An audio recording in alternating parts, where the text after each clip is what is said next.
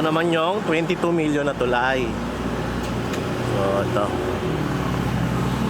Sayang no, wala na yung tarpaulin doon ng DPWH. So, pero nakalagay doon is 22 million. So, wala itong kisame, unlike doon sa kabila. Nga lang no, hindi na may maintain yan, makalat. Kakatapos lang nito ngayong 2025. So ayan.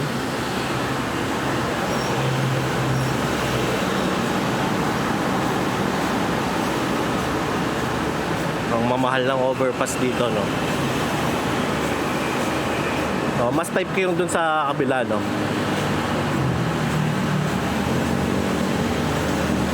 Ayan.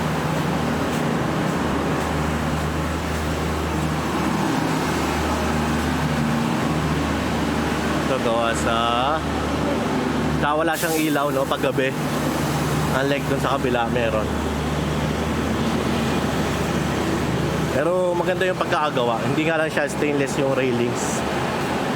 Sa kabila is stainless tsaka glass.